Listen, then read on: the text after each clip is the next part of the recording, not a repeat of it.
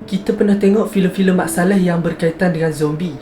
Dekat Malaysia pun ada filem-filem zombie. Baru-baru ni ada satu laporan di negara barat berkaitan dengan penyakit zombie. Dikatakan penyakit aneh ataupun wabak aneh yang sangat berjangkit sedang merebak melalui populasi rusa di Kanada. Chronic Wasting Disease ataupun CWD dikatakan menjadi kebimbangan di dua wilayah di Kanada. Menurut Pusat Penyakit Berjangkit Amerika Syarikat ataupun CDC, dikatakan wabak ni berjangkit pada rusa dan membawa maut kepada rusa-rusa di sana. Yang parahnya dikatakan tidak ada rawatan ataupun vaksin yang boleh mencegah penyakit ni.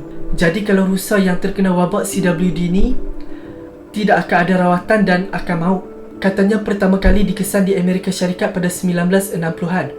Kemudian merebaklah di beberapa daerah. Setakat ni 26 kes di US. Di Kanada pula CWD ni dikesan pada 1996 yang berjangkit pada rusa liar.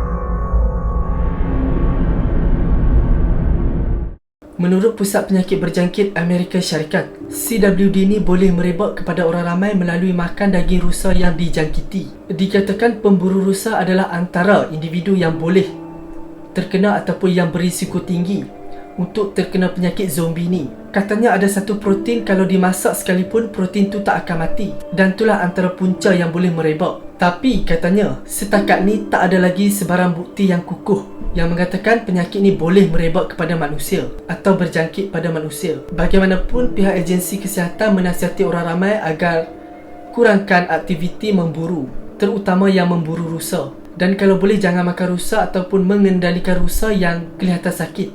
Walaupun tak ada bukti wabak ni boleh berjangkit pada manusia, tapi kalau kita boleh elak, kita elaklah.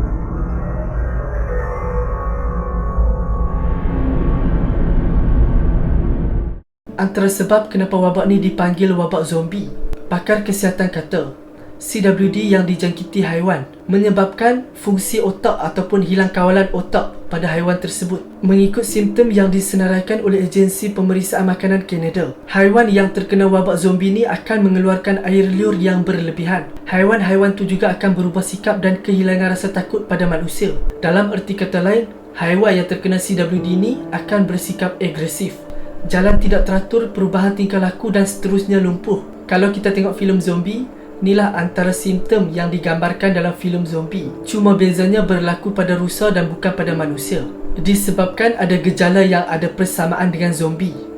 Ada sesetengah pihak menggelarkan CWD ni sebagai penyakit zombie ataupun wabak zombie, kerana wabak ni boleh tersebar melalui sentuhan haiwan ke haiwan, melalui air liur dan juga air kencing. Katanya CWD ni adalah sangat bahaya dan sangat berisiko sebab sangat slow dan ambil masa sekurang-kurangnya 2 tahun untuk tunjuk tanda. Jadi haiwan yang terkena penyakit zombie ni dalam masa 2 tahun, dia boleh sebarkan kepada haiwan lain tanpa menunjukkan sebarang tanda.